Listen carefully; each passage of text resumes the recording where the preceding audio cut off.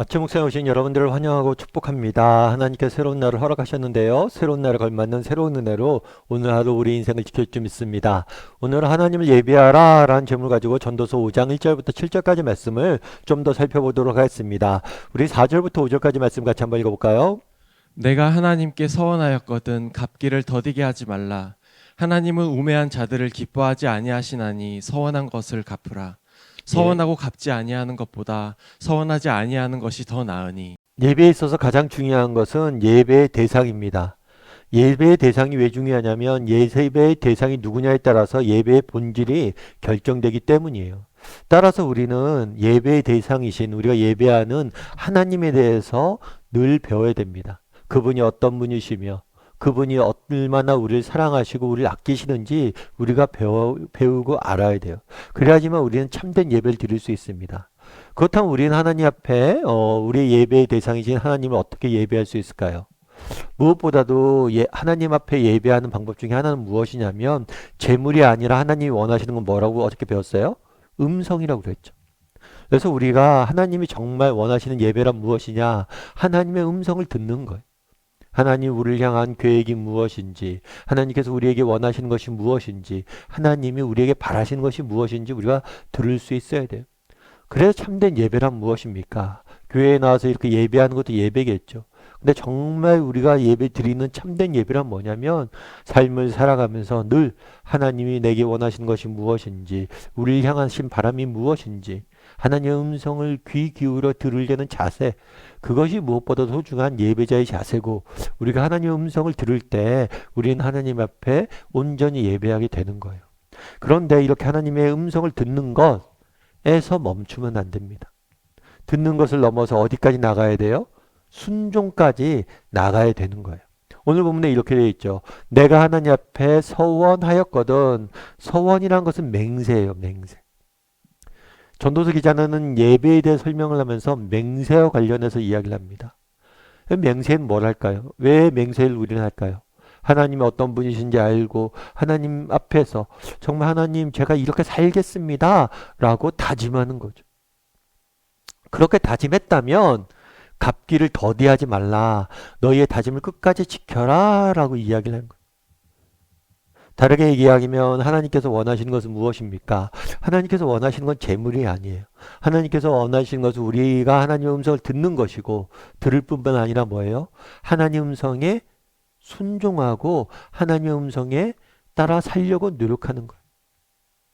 그런데 사실 이 순종하는 게 쉬울까요? 어려울까요? 사실 하나님 말씀에 순종하는 게 쉽진 않습니다.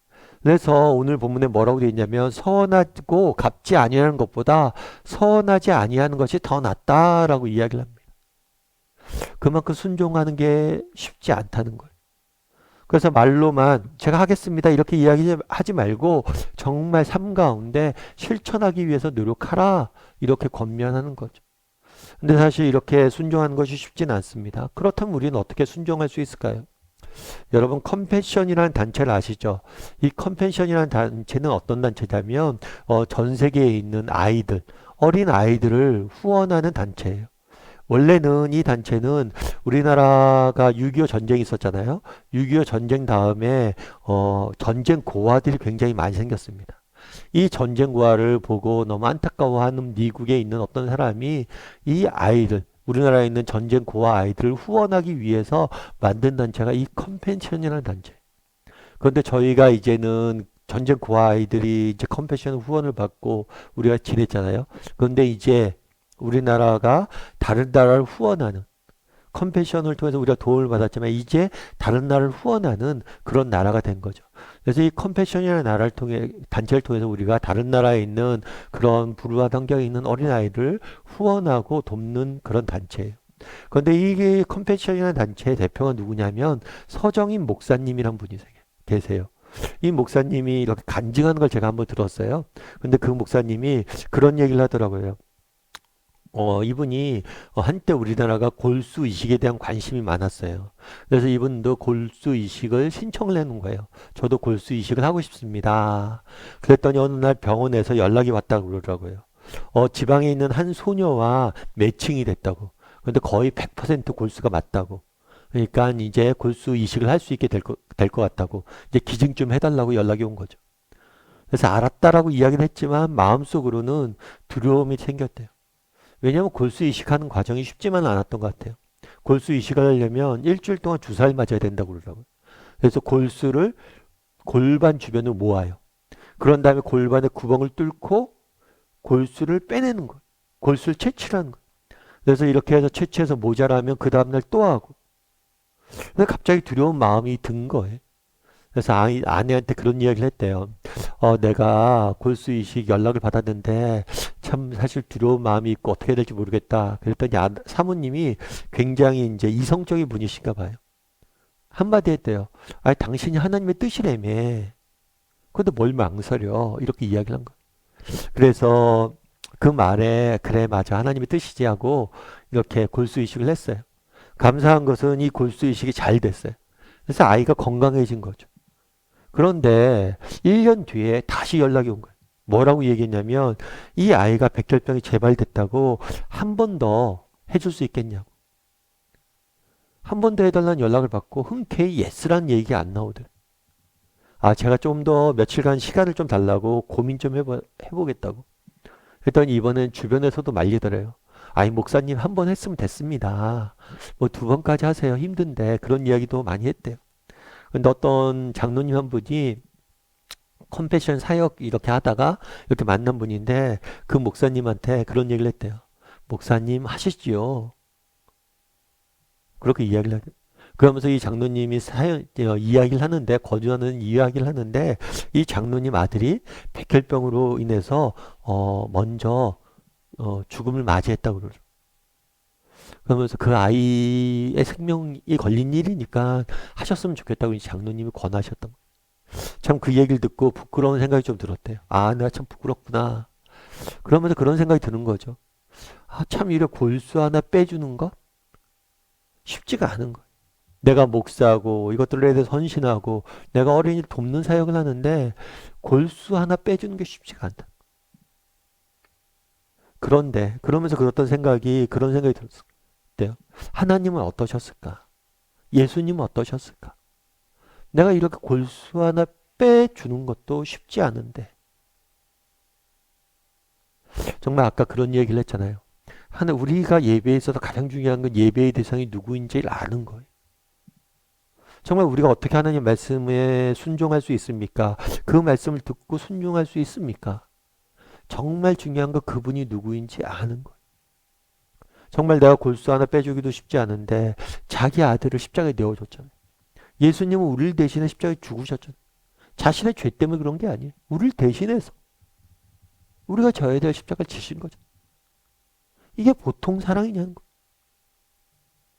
결국에 우리가 어떻게 하나님 말씀에 순종할 수 있습니까? 그 말씀에 귀 기울일 수 있습니까? 결국에 하나님을 아는 지식이 중요한 거예요. 그분이 날 얼마나 사랑하시는지, 그분이 날 얼마나 아끼시는지, 그분이 날 위해서 무엇을 희생해 주셨는지 이걸 알면 뭐예요? 그 음성에 귀 기울이고 순종하게 되어 있다는 거예요. 우리 인간관계도 마찬가지예요. 참 어렸을 땐 부모님이 어떤 마음으로 우리 자녀를 키우는지 몰랐죠. 근데 우리가 자라서 부모가 돼 보니까 참 이런 마음으로 키우셨구나. 부모님의 사랑을 깨닫게 되니까 부모님의 음성에 대해서 한마디라도 더 귀 기울이게 듣게 되고 또 과거에 부모님이 하셨던 이야기가 참 이런 의미였구나 알게 되는 거죠. 결국에 우리가 고민해야 할 것은 문제는 뭐냐면 순종의 문제가 아니에요. 우리가 정말 고민해야 될 것은 하나님을 모르는 무지의 문제. 정말 하나님이 우리를 얼마나 사랑하는지 안다면 우린 순종하게 되어 있는 거예요. 그래서 오늘 한번 돌아봤으면 좋겠어요. 하나님께서 얼마나 날 사랑하시고 아끼시든지 정말 그 사랑을 나는 얼마나 알고 있는지 하나님에 대해서 나는 얼마나 알고 있는지 그리고 나는 정말 이러한 지식이 부족해서 순종하지 못한 사람은 아닌지 그리고 삶 가운데 내가 정말 그리스도를 정말 하나님의 말씀에 좀 더 귀 기울이고 순종하겠다라고 결단할 수 있는 오늘 하루 시작이 되었으면 좋겠습니다. 우리 함께 기도했으면 좋겠는데요. 기도하실 때 오늘 말씀 기억했으면 좋겠습니다. 하나님이 원하시는 건 무엇일까요? 우리가 드리는 어떤 재물을 원하시지 않으세요? 우리가 드리는 무엇을 원하지 않으세요? 하나님 음성에 귀 기울이고 그 음성대로 뜻대로 살아가길 원하세요. 그렇게 살아가려고 노력하는 것을 원하세요. 나는 얼마나 하나님 말씀을 듣고 순종하려고 노력하는 사람인지 한번 깨닫고 정말 그렇게 하나님 말씀에 순종하는 사람이 되게 해달라고 기도했으면 좋겠습니다. 그리고 무엇보다도 이렇게 순종하는 사람이 되기 위해서 해야 될 일이 있어요. 먼저 선행해야 될 게 있어요. 그건 하나님에 대해서 아는 것, 배워서 아는 것. 날마다 하나님이 어떤 분이신지 배워서 알아가게 해달라고, 정말 하나님의 그 깊은 사랑의 깊이를 깨닫는 사람들이 되게 해달라고 이 시간 함께 기도해 주셨으면 좋겠습니다. 또한 기도하실 때 오늘 하루 정말 하나님의 사랑을 깨닫고 하나님 말씀에 순종하여 하나님과 동행해서 하나님이 기뻐하시는 일을 할 수 있는 오늘 하루가 되게 해달라고 이 시간 목소리로 같이 기도하도록 하겠습니다. 같이 기도하시겠습니다.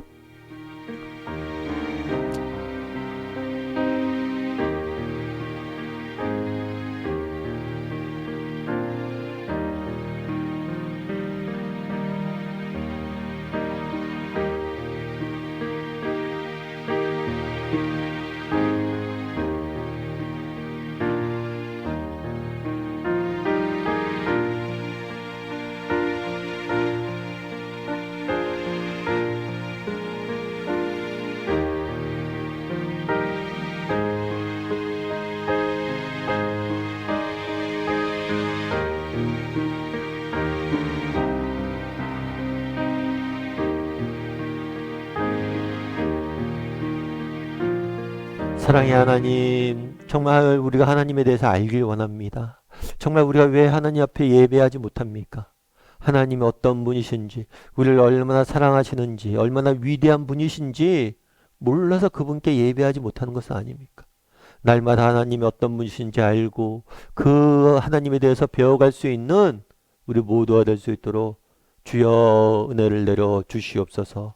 사랑의 하나님, 정말 우리가 하나님을 아는 것에서 멈추지 않길 원합니다. 하나님을 알고 하나님에 대해서 배울 뿐만 아니라 하나님의 말씀대로 정말 삶 가운데 살아가기 위해서 노력할 줄 아는 사람들이 되게 도와주시옵소서. 물론 하나님 말씀에 순종하는 것이 쉽진 않지만 그래도 믿음을 가지고 정말 하나님의 도우심을 의지하며 한 걸음 한 걸음 순종의 길을 걸어갈 수 있는 우리 모두가 될 수 있도록 주여 붙잡아 주시옵소서. 하나님, 오늘 하루 또 세상 속에 살아가야 됩니다. 무엇보다도 하나님에 대해서 알길 원합니다. 무엇보다도 하나님에 대해서 맛보아 알길 원합니다. 우리의 삶 가운데 지금도 살아가 있어서 역사하시는 그 하나님을 만나고 그 하나님을 경험하는 오늘 하루가 될 수 있도록 주여 붙잡아 주시옵소서. 은혜 감사를 드리며 모든 말씀 예수님의 이름으로 기도드립니다. 아멘.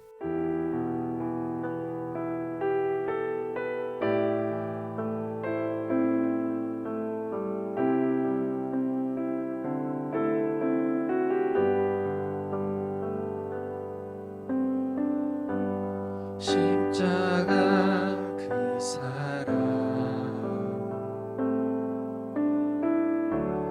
멀리 떠나서